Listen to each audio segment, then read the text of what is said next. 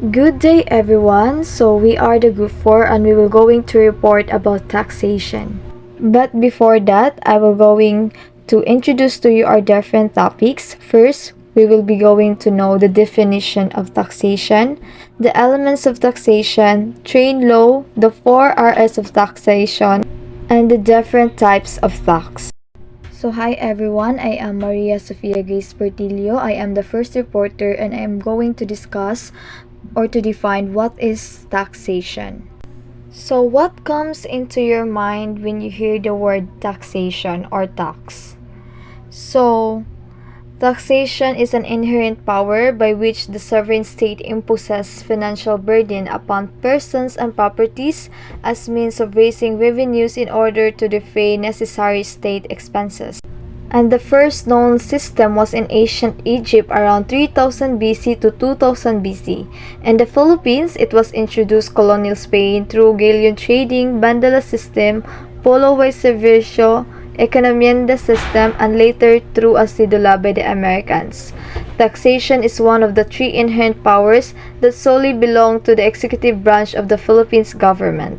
So, taxation is a term for when a taxing authority, usually a government, levies or imposes a financial obligation on its citizen or residents. So, the main purpose of taxation is to raise revenue for the services and income supports the community needs. The president is authorized by law to fix within certain limits the taxes collected from the citizens. Tax is a levy imposed by the government on the income, wealth, and capital gains of the person, businesses, and spending on goods and services and on properties. So in the Philippines, one priority of President Rodrigo Duterte administration is tax reform program or the train law, which is later on it will be discussed by Ms. Pakidungan what is train law. So it is the first package of the comprehensive tax reform program or the CTRP envisioned by the President administration, and it has started its implementation last January 2018, and it was designed to change and correct the complex and unjust old system of taxation and make it simple, fair, and more efficient for all. And it also includes mitigating measures that are designed to redistribute some of gains to the poor. The second reporter supposed to be Miss Pangolo, but since she is not able to video herself due to some conflicts, I will be the one to discuss and read her explanation. The elements of taxation, which is the assessment or the definition of the exact amount of taxation under the statute, computation or calculation, and enforcement. So first is assessment. So the definition of the amount subject to taxation under a particular statute requires an analysis of the taxpayer's situation and of the legal provisions that apply to him. So the second phase in levying taxes is the calculation of the amount to be paid. So in the American self-assessment method, the liability for income tax is primarily established by the taxpayer. Under this method, as a rule, the tax liability reported on the return forms the basis of the assessment record. And the third one is enforcement.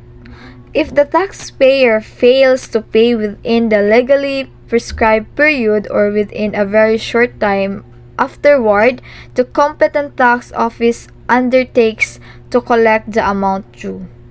So that would be all for the elements of taxation. Hi everyone, this is your third reporter, Pakidungan Vernestar, and I'm going to discuss train law. TRAIN stands for the Tax Reform for Acceleration and Inclusion.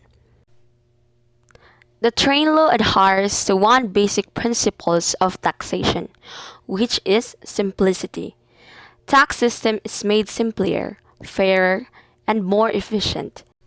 The law will improve immensely the progressivity of the tax system.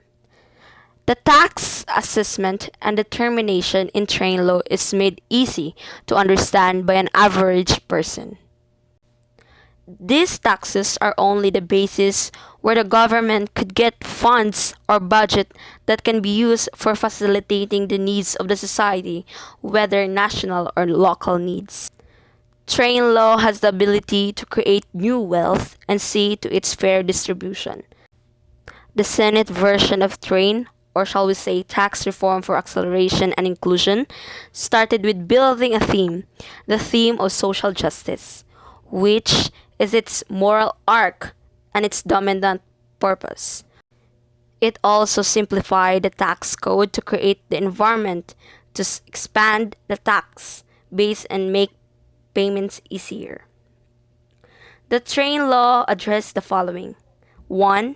Bracket creep and income tax affecting individual income taxpayers.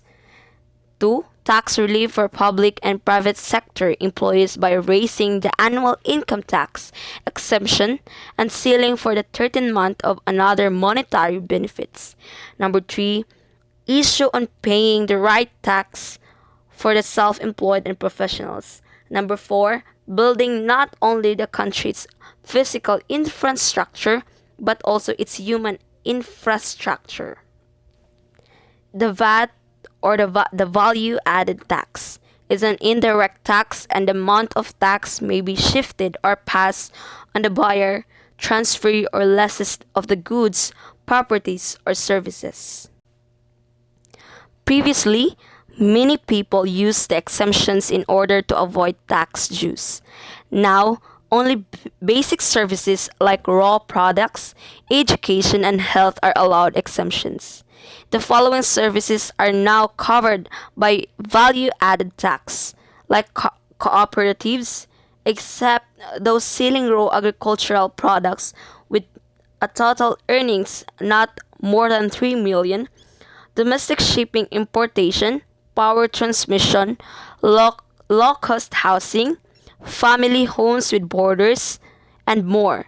The collected taxes are being used to subsidize the poor and the vulnerable. Theoretically, the Train law adheres to the basic principles of taxation like equity, neutrality, proportional, and progressive. Now, it seems that all individuals are equally shared and burdened under the same economic circumstances. Those who are best able to pay are placed greater burden than the poor. A fabulous day, everyone.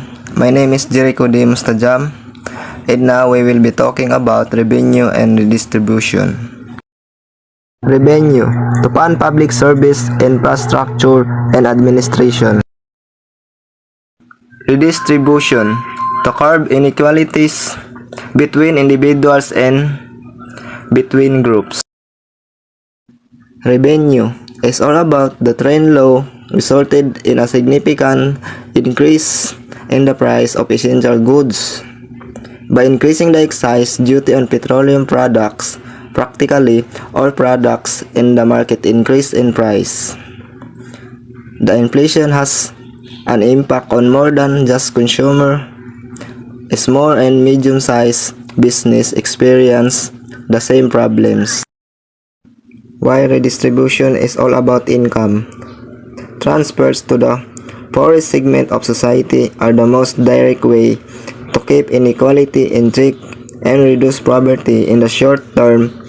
These instruments are particularly appropriate when the benefits of growth fail to reach the poor, but most of the time they are too small to really make a difference.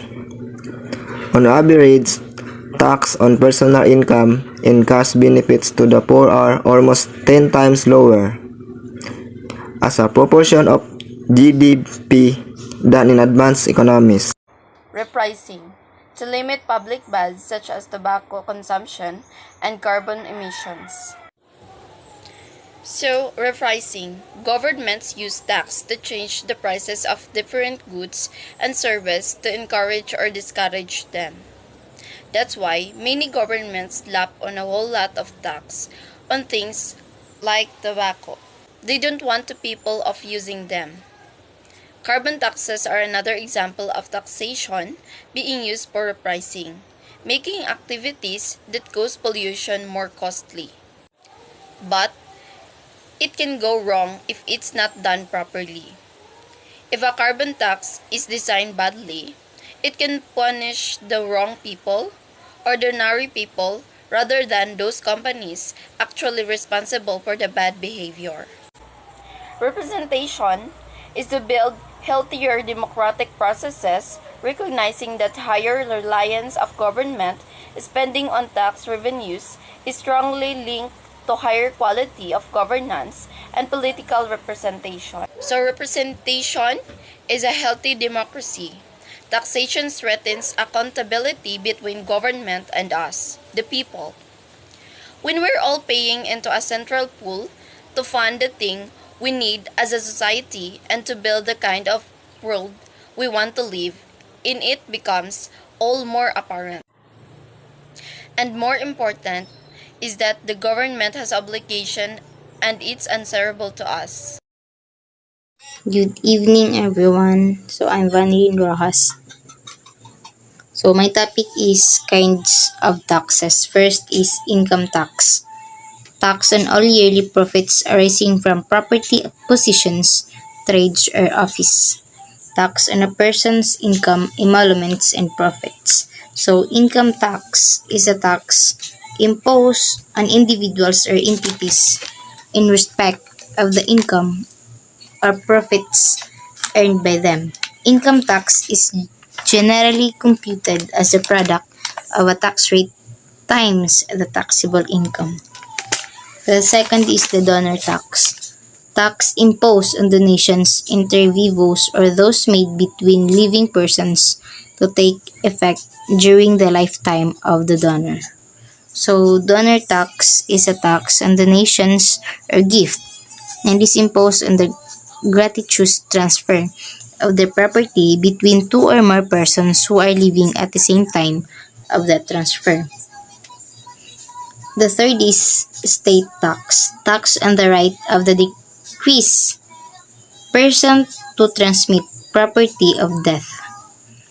State tax is a tax levied on the net value of the estate of a deceased person before distribution to the heirs. Estate tax is a federal tax on the transfer of property by an individual who has died. Fourth is value-added tax or the VAT. Tax imposed and collected every sale, barter, exchange, or transaction deemed sale of taxable goods, properties, lease of goods, services, or properties in the course of trade as they pass along the production and distribution chain.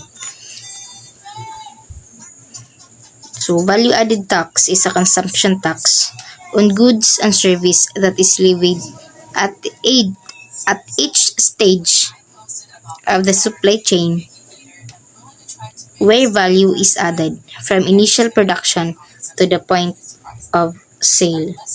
Good day everyone, and now we will be talking about capital gains tax and excise tax and documentary tax. Capital gains tax. Tax imposed to the gains presumed to have been realized by the seller for the sale, exchange or other disposition of real property located in the Philippines, classified as a capital asset. Excise tax. Tax applicable to specified goods manufactured in the Philippines for domestic sale or consumption. Documentary tax. Tax on documents, instruments, loan agreements, and papers. Agreements evidencing the acceptance, assignments, sale or transfer of an obligation, right or property incident. Ang capital gain tax ay ang buwis sa mga kita na natanto sa pagbebenta ng isang asset na hindi inventaryo. Ang pinakakaraniwang capital gains ay natanto mula sa pagbebenta ng mga stock, bond, mahalagang metal, real estate at ari-arian.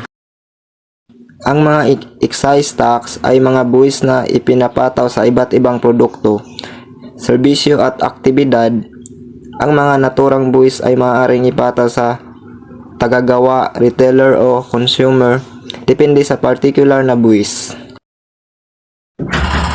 Documentary tax, ang isang buwis na kilala bilang documentary stamp tax ay pinapataw sa lahat ng papel, instrumento, kasunduan sa pautang at iba pang dokumento na nagsisilbing ebidensya ng isang obligasyon, karapatan o piraso ng ari-arian na tinatanggap, itinalaga, ibenta o inilipat. So, once again, this is Portillo. So, the conclusion of this report is that taxes are crucial because governments collect this money and use it to finance social projects. Without taxes, government contributions to the health sector would be impossible. Taxes go to funding health services such as social healthcare, medical research, and social security, and etc. And the importance of taxes in the Philippines, aside from the revenue, the taxes generate and help promote economic stability and growth. By imposing taxes on goods and service, the government can discourage unnecessary consumption and production and ensure that resources are used more efficiently. That would be all. Thank you.